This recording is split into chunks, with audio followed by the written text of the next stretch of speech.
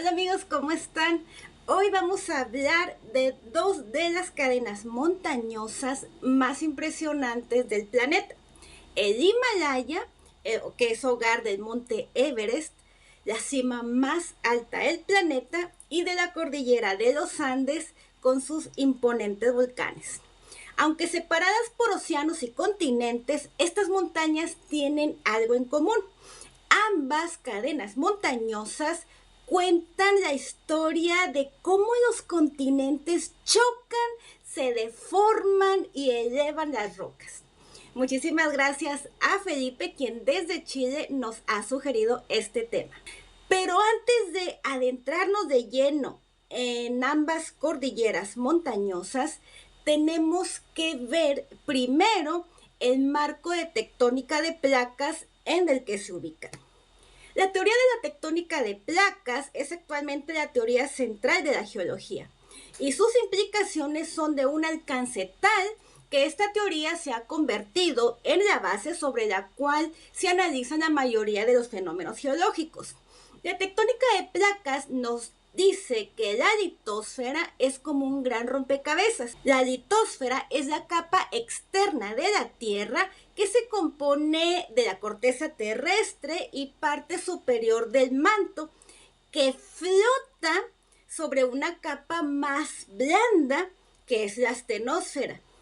Digamos que la Tierra está cubierta por piezas gigantes llamadas placas tectónicas, así como un rompecabezas. Estas placas no son estáticas, sino que se mueven lentamente como si flotaran sobre la astenosfera, que es una capa interna más caliente y flexible. Estos movimientos son responsables de muchas cosas que vemos en el planeta, desde la formación de montañas como el Himalaya y los Andes, hasta terremotos, volcanes e incluso creación de nuevos océanos. Las placas tectónicas se mueven constantemente, y el lugar donde estas placas se encuentran unas con otras se llama límite de placa. Hay tres tipos principales de límites de placas, dependiendo de cómo interactúan entre sí. Tenemos los límites divergentes, donde las placas se separan, como si estuvieran alejándose una de otra. Este movimiento crea un espacio donde el magma del interior de la Tierra sube, formando nuevo suelo oceánico. Este tipo de límites suelen ocurrir en los océanos, donde se encuentran las dorsales oceánicas, como la dorsal del Atlántico, las cuales son estas líneas que podemos ver en el Google Earth. Aunque también los podemos tener en zonas continentales, por ejemplo en el Valle de Rift de África Oriental, que parte el continente en dos. Por otro lado, tenemos los límites convergentes, donde las placas chocan entre sí.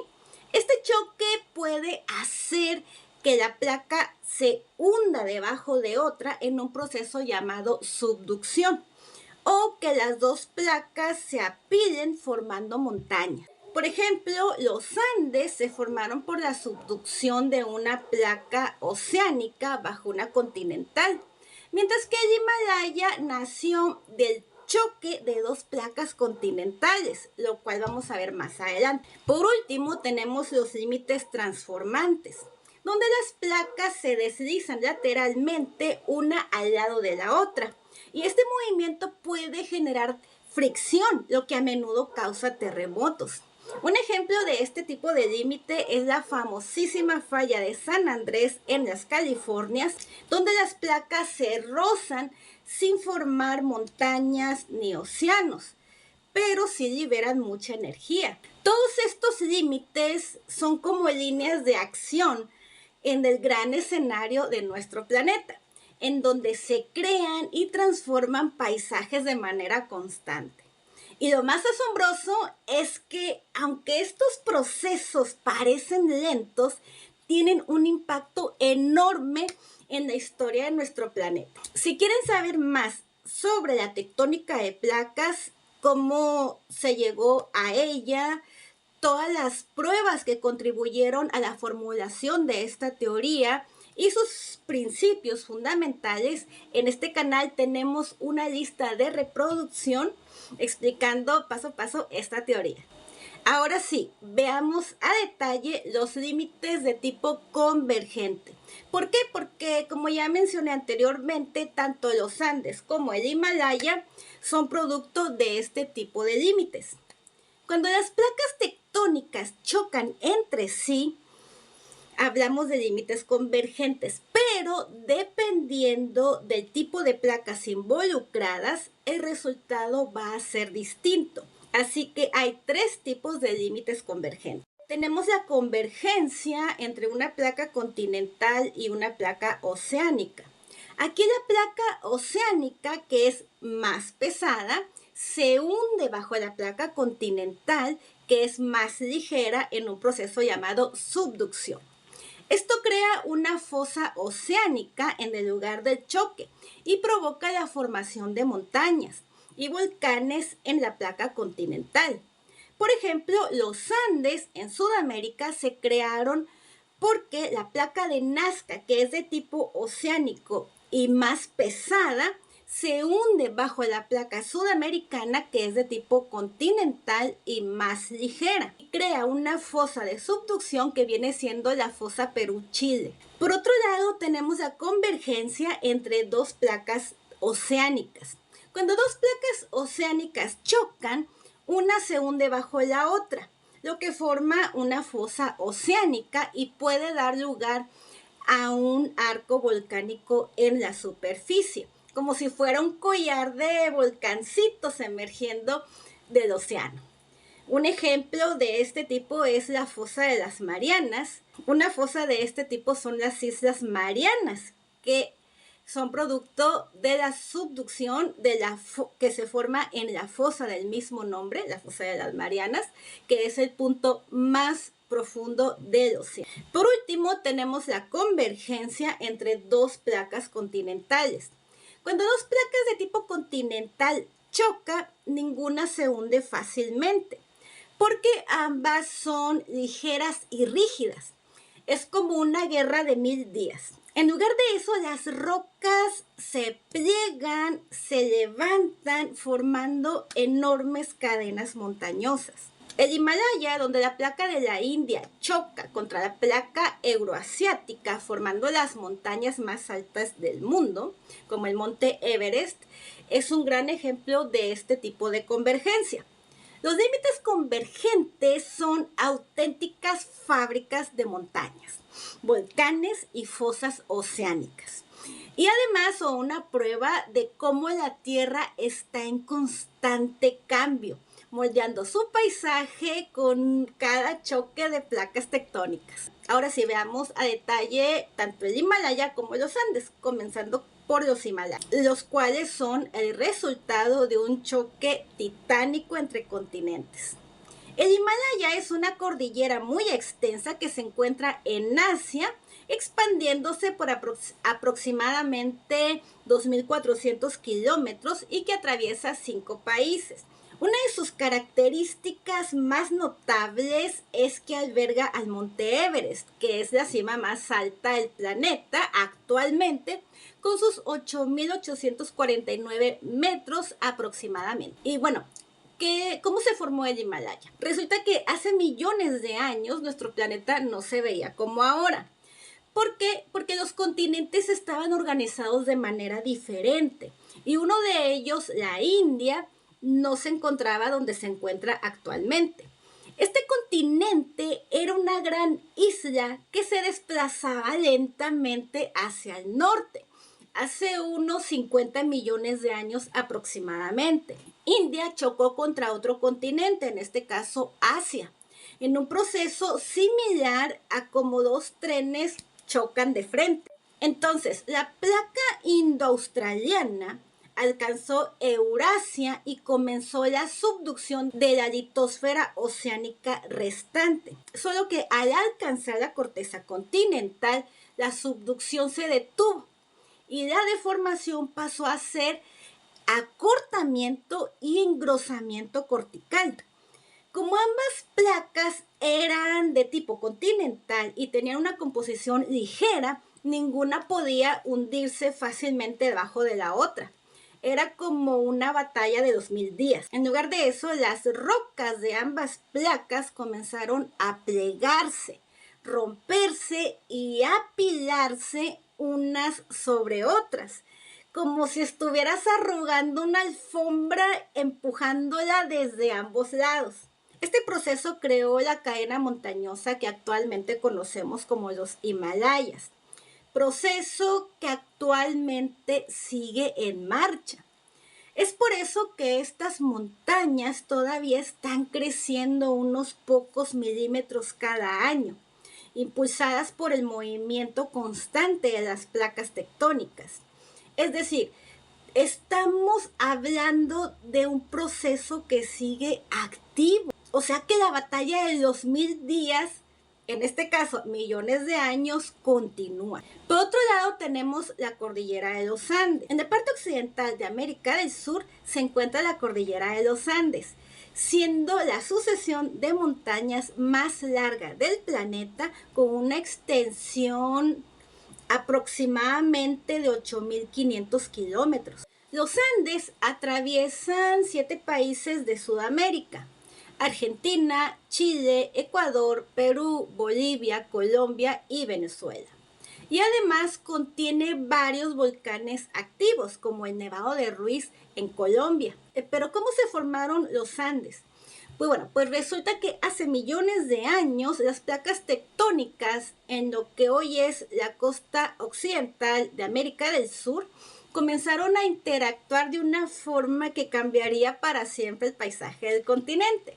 En este lugar, dos placas juegan el papel principal: la placa de Nazca, que es oceánica, y la placa sudamericana, que es de tipo continental.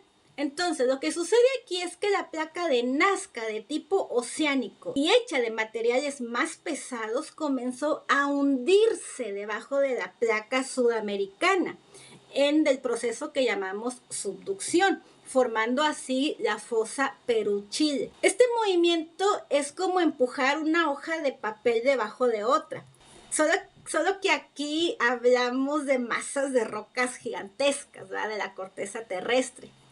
Posteriormente, a medida que la placa de Nazca se hundía, el borde de la placa sudamericana comenzó a arrugarse y a levantarse, creando la cordillera de los Andes. Es como si empujaras una alfombra desde un lado, haciendo que se pliegue y se eleve. Así que al hundirse, la placa de Nazca comenzó a calentarse por el intenso calor del manto terrestre, derritiéndose parcialmente y formando magma. Este magma subió a la superficie a través de grietas, creando una serie de volcanes activos a lo largo de la cordillera. Por lo tanto, en el lugar donde la placa de Nazca se hunde, se formó una fosa oceánica profunda llamada fosa Perú-Chile, que corre paralela a los Andes en el Océano Pacífico. Lo increíble de todo esto es que este proceso no ha terminado. Las placas tectónicas siguen moviéndose y los Andes continúan creciendo unos pocos milímetros al año, por lo que este movimiento también genera terremotos y mantiene activos muchos volcanes. Si quieren saber más sobre la formación de la cordillera de los Andes, en este canal tenemos un video al respecto.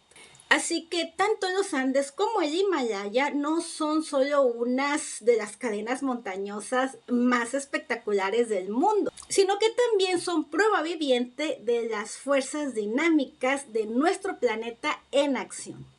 Ahora sí, veamos algunas similitudes entre los Himalayas y los Andes.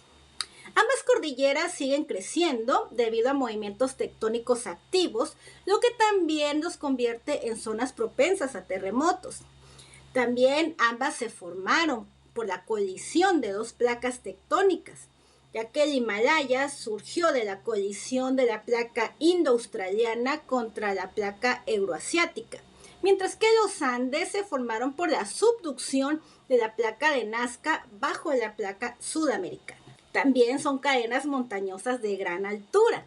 El Himalaya con el Everest, la montaña más alta del mundo, mientras que los Andes tienen a la Aconcagua, que es la más alta de América. Por otro lado, ambas cordilleras tienen numerosos glaciares que alimentan ríos importantes. Y en cuanto a sus recursos naturales, ambas cordilleras son ricas en minerales como cobre, oro y plata, lo que ha influido en la economía de sus respectivas regiones. Ahora, en cuanto a las diferencias entre ambas cadenas montañosas, tenemos las siguientes. Respecto a su origen tectónico, el Himalaya es el resultado de una colisión entre dos placas continentales, mientras que los Andes son el resultado de una subducción de una placa oceánica debajo de una continental. Ahora, en cuanto a su edad, el Himalaya es relativamente un jovenzuelo, con tan solo unos 50 millones de años. Por otro lado, en lo respectivo a su altura, el Himalaya es actualmente la más alta del mundo, con su monte Everest siendo la cima actual del planeta con sus 8.849 metros aproximadamente, mientras que los Andes por su parte tienen a la Aconcagua, el segundo más alto del mundo, con sus 6.961 metros aproximadamente. Otra de sus diferencias es la longitud. Los Andes, con sus aproximadamente 8.500 kilómetros, son más largos que el Himalaya, con sus aproximadamente 2.400 metros de largo. En lo que respecta al vulcanismo, el Himalaya carece de este tipo de estructuras, mientras que los Andes son un arco volcánico de tipo continental que forma parte del anillo de fuego del Pacífico. Aunque el Himalaya y los Andes nacieron de procesos tectónicos diferentes, ambos son símbolos de las inmensas fuerzas tectónicas que moldean nuestro planeta. Cada uno tiene características únicas que impactan en la vida, el clima y en la historia de las regiones que los rodean.